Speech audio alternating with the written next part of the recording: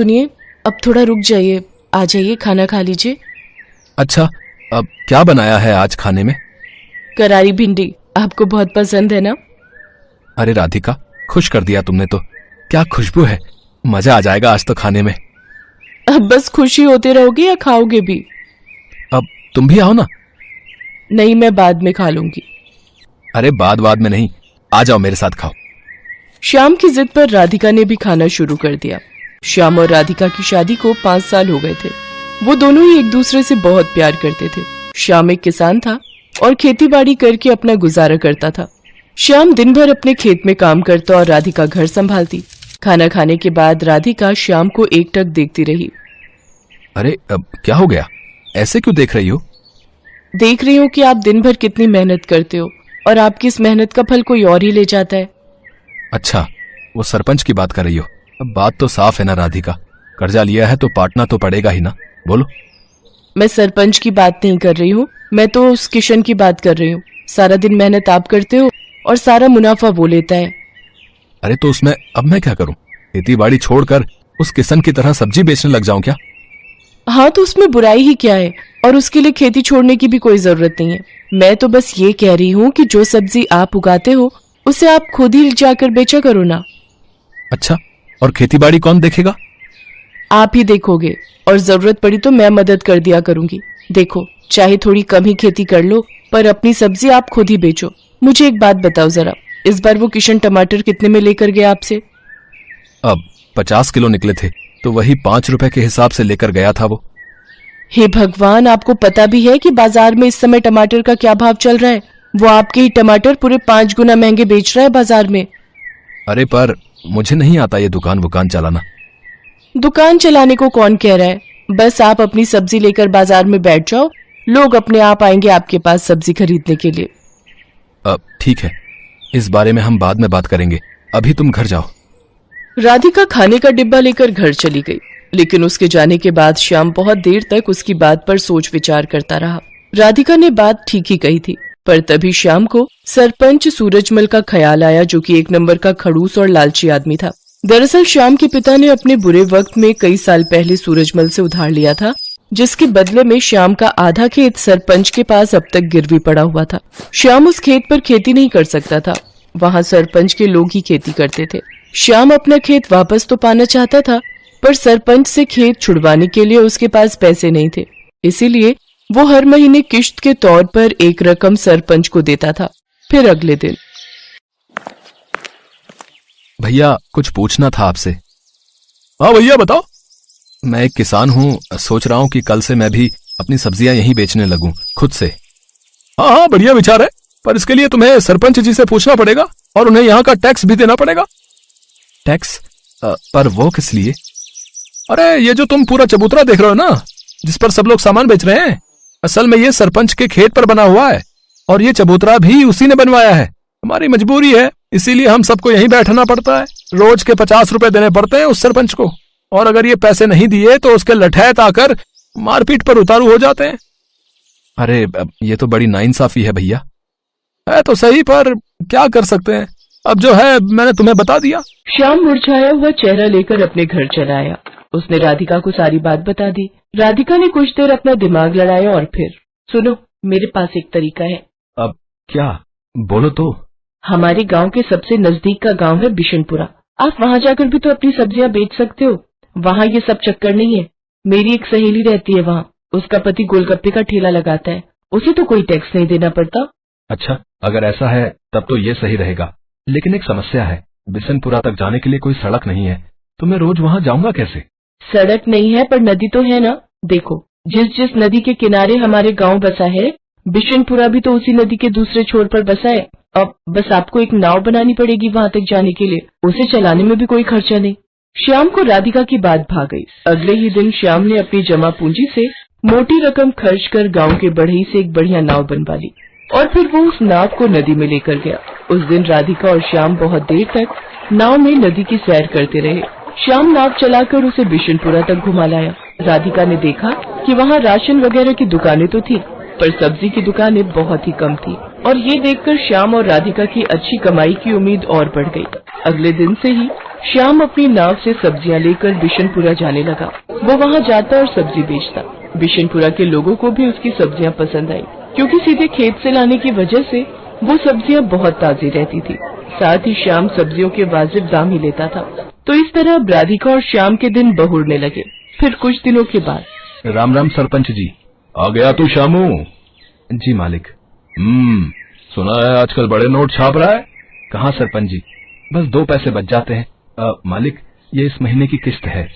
मैं चलता हूँ, मुझे थोड़ी जल्दी है। अरे रुक तो सही, कहाँ की जल्दी है? वैसे दिमाग तो खूब लगाया तूने, टैक्स नहीं दिया। चल कोई बात नहीं, पर अपना उधार तो चुका भाई, जो तेरे बाप ने मुझसे लिया था। अब चुका तो रहा हूँ सरपंच जी, हर महीने किस्त देकर जाता तो हूँ आपको। देख, अब बहुत हुआ, या तो तू मेरे पूरे पैसे एक साथ लौटा, वरना अपना खेत मेरे नाम कर दे, समझा? पर सरपंच जी। परवर कुछ नहीं, 3 दिन का वक्त दिया है तुझे, जा जाकर पैसों का इंतजाम कर, वरना अपना खेत भूल जा, समझा? असल में सूरजमल श्याम से चिढ़ गया था। उसे इस बात से तकलीफ थी कि श्याम उसके बाजार में सब्जी क्यों नहीं बेच रहा है, इसीलिए अब वो उसे परेशान कर रहा था। उधर श्याम को जब कोई उपाय नहीं सूझा तो उसने तय कर लिया कि वो आधा गिरवी रखा खेत सरपंच के नाम ही कर देगा। अगले दिन बहुत भारी मन से श्याम सरपंच के पास पहुंचा। हाँ बता, फिर क्या सोचा तूने? सरपंच जी, इतनी बड़ी रकम तो मैं चुका नहीं पाऊंगा, आप मुझे ले चलिए कचहरी, मैं जमीन आपके नाम ही कर दूंगा। वैसे उधार निकाल कर उसमें से कुछ पैसे बचेंगे क्या? क्यों, बस उधार ही चुकाएगा क्या? मेरा ब्याज वो कौन देगा है? ठीक है सरपंच जी, मैं कल सुबह आ जाऊंगा आपके पास, चलेंगे फिर कचहरी। उस रात श्याम को एक पल के लिए नींद नहीं आई, क्योंकि उसका आधा खेत उसके हाथों से निकल रहा था और अपना खेत बचाने के लिए फिलहाल उसके पास कोई तरीका नहीं था। तभी आधी रात को उसे बादलों के बहुत तेज गरजने की आवाज सुनाई दी। कुछ ही देर में झमाझम बारिश होने लगी। बारिश बहुत तेज थी। पूरे 4 दिनों तक वो बारिश ऐसे ही होती रही और पूरा गांव बाढ़ में डूबने लगा। कचहरी जाना तो दूर, फिलहाल कोई अपने घर से बाहर तक नहीं जा पा रहा था। बाढ़ की वजह से लोगों को बहुत परेशानियां होने लगी। किसी के घर में पीने का पानी नहीं बचा था, तो किसी के घर में अनाज खत्म हो गया। ऐसे में श्याम ही वो इंसान था जिसने सबकी मदद करने के बारे में सोचा। वो अपनी नाव की मदद से सबकी जरूरत का सामान उन तक पहुंचा रहा था। हर कोई श्याम की तारीफ कर रहा था। और फिर, अजी सुनते हो? हाँ, क्या हो गया? अरे आपने सुना क्या, सरपंच जी के घर की दीवार गिर गई है। बारिश का सारा पानी उनके घर में घुस गया है। शांता बता रही थी कि बाकी लोग तो सही समय पर निकल आए, लेकिन सरपंच जी अपने पोते के साथ घर के अंदर फंस गए हैं। अरे तो मुझे जाना चाहिए, फौरन जाना चाहिए। इतना कहकर श्याम ने तेजी से अपनी नाव चलाई। उसने जाकर देखा तो वाकई सरपंच अपने पोते को कंधे पर बिठाए पानी में डूबा खड़ा था। वो चिल्ला चिल्ला कर मदद मांग रहा था। बाढ़ का पानी उसके गले तक आ रहा था, लेकिन श्याम फौरन अपनी नाव लेकर सरपंच के नजदीक गया और सरपंच और उनके पोते को अपनी नाव पर बिठाकर बाहर निकाल लाया। पूरे 3 दिनों तक सरपंच और उसका पोता श्याम के घर की छत पर रहे। जब पानी का स्तर कुछ कम हुआ तो श्याम ने सरपंच से कहा, सरपंच जी, अब रास्ते खुल गए हैं तो कचहरी चलें। बस करो श्याम, मेरी आंखें खुल गई हैं भाई। मैंने तुम्हें और तुम्हारे बाबा को बहुत परेशान किया, पर फिर भी तुमने मेरी और मेरे पोते की जान बचाई। मुझे माफ कर दो।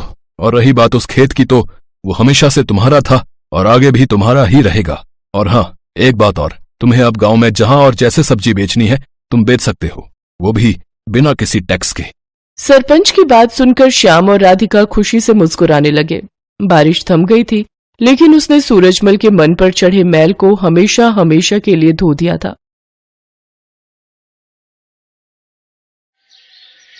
सोनपुर गांव के मुखिया रामप्रकाश अपने बेटे श्याम से बहुत परेशान रहते थे। श्याम अपने पिता के साथ किसी भी काम में हाथ नहीं बटाता था। बस सारा दिन इधर उधर दोस्तों के साथ घूमते रहना और खाली समय मिले तो सोते रहना। रामप्रकाश को इसी बात की चिंता रहती थी कि श्याम पर कभी गांव को संभालने की जिम्मेदारी आई तो वो कैसे उस जिम्मेदारी को संभाल पाएगा। इसीलिए एक दिन गुस्से में आकर रामप्रकाश श्याम से बोला, श्याम, तू कब तक इस तरह निठल्ला बनकर घूमता रहेगा? तेरी उम्र के बच्चे शहर जाकर बड़ी बड़ी नौकरियां कर रहे हैं या फिर अपने पिता के साथ गांव की पंचायत में बैठते हैं। पर तुझे मैं कह कहकर थक गया, तू भी कुछ काम कर लिया कर। पर तेरे तो कान में जूं तक नहीं रेंगती। मैंने फैसला किया है, अब तुम गांव में तभी आओगे जब कुछ काम धंधा सीख जाओगे। अरे कैसी बातें कर रहे हो? अकेला लड़का कहाँ कहाँ भटकेगा? माँ, मुझे नहीं जाना कहीं भी। मैं पतंग उड़ाने बबलू के घर जा रहा हूँ। खबरदार जो पतंग उड़ाने गए। मैंने कह दिया सो कह दिया। अब तुम कल सुबह काम की तलाश में जाओगे और कोई काम सीख कर ही लौटोगे। राम प्रकाश ने जबरदस्ती श्याम को काम ढूंढने भेज दिया ताकि वो एक जिम्मेदार इंसान बनकर आ सके। श्याम काम की तलाश में निकल तो पड़ा, पर उसका मन बिल्कुल नहीं था। चलते चलते श्याम एक जंगल में पहुंचा। वहीं उसे एक पेड़ के नीचे एक साधु महाराज समाधि में बैठे दिखाई दिए। श्याम ने देखा एक काला नाग साधु बाबा को डसने वाला है। श्याम ने कुछ भी देरी न करते हुए झट से नाग को उठाया और एक ओर फेंक दिया। शोर से साधु बाबा की समाधि टूट गई। उन्होंने नाग को झाड़ियों में भागते देखा। धन्यवाद बेटा, तुमने आज मेरी जान बचा ली। आओ मेरी कुटिया में चलो, वहां चलकर बात करते हैं।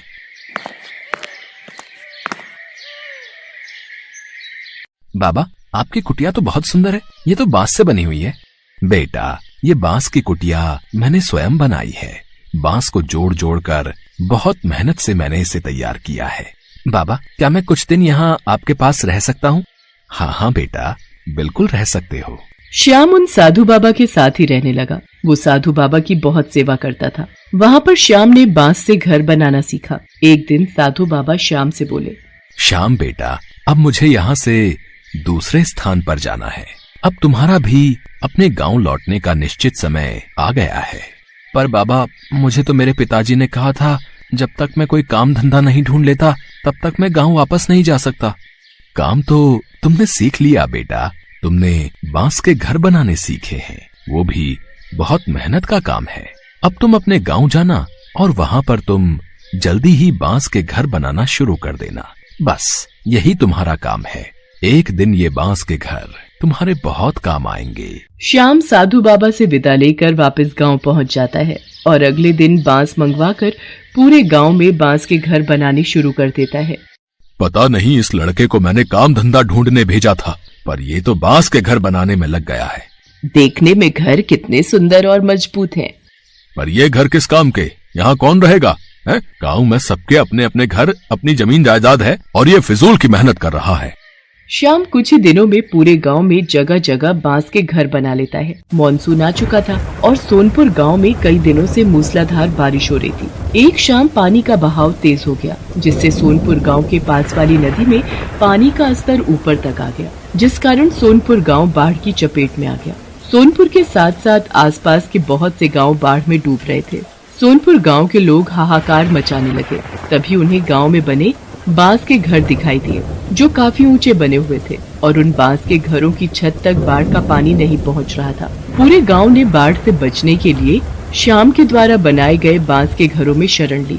राम प्रकाश भी अपने बेटे श्याम और अपनी पत्नी के साथ उसी बांस के घर में शरण लेता है। बाबू, मुझे साधु बाबा ने बोला था कि वक्त आने पर ये बांस के घर बहुत काम आएंगे और आज हमारा पूरा गाँव बाढ़ की चपेट में आ गया है। गाँव में एक एक घर बाढ़ में डूब गया है, पर ये बांस के बने घर नहीं डूबे। हमारा पूरा गांव सुरक्षित है। हाँ श्याम बेटा, तूने तो सचमुच अपने गांव के लिए जो किया है वो मैं भी नहीं कर सकता। मुझे तुझ पर गर्व है मेरे बच्चे। कई दिनों तक गांव के लोग आराम से बांस के बने घर में रहते रहे। फिर सब कुछ ठीक हो गया। गांव वालों ने श्याम की बहुत तारीफ की। आसपास के गांव वालों ने जब इस बात को सुना तो वो भी बांस के बने घर देखने के लिए आने लगे। राम प्रकाश जी, आपका बेटा तो बहुत होनहार है। ये बांस के घर बनाकर उसने सचमुच आपके गांव को सुरक्षित कर दिया। हम चाहते हैं श्याम हमारे गांव में भी ऐसे ही बांस के घर बना दे, ताकि बाढ़ आने पर हमारे गांव वाले भी सुरक्षित रहें। जितनी भी लागत लगेगी वो तुम ले लेना श्याम बेटा, पर हम सबके गांव में तुम ऐसे ही बांस के घर बनाने का काम शुरू करवा दो। ठीक है, मैं कल से ही और लोग अपने साथ मदद के लिए ले लेता हूँ और आप लोग चिंता मत कीजिए, मैं सभी गांव में बांस के घर बनवा दूंगा। भला हो उन साधु बाबा का जिन्होंने मेरे बच्चे को इतना मेहनती बनाने में मदद की। आप सही कह रहे हो। हमारे श्याम ने सचमुच बहुत अच्छा काम किया है। श्याम के द्वारा बनाए बांस के घर दूर दूर तक मशहूर हो गए। बहुत से गांव के मुखिया अपने गांव में बांस के घर बनवाने लगे। धीरे धीरे श्याम का बांस के घर बनाने का काम एक व्यापार में बदल गया और उसने इस काम में बहुत तरक्की की। श्याम ने मन ही मन उन साधु बाबा को धन्यवाद दिया, जिनके कारण उसे ये सफलता मिली थी।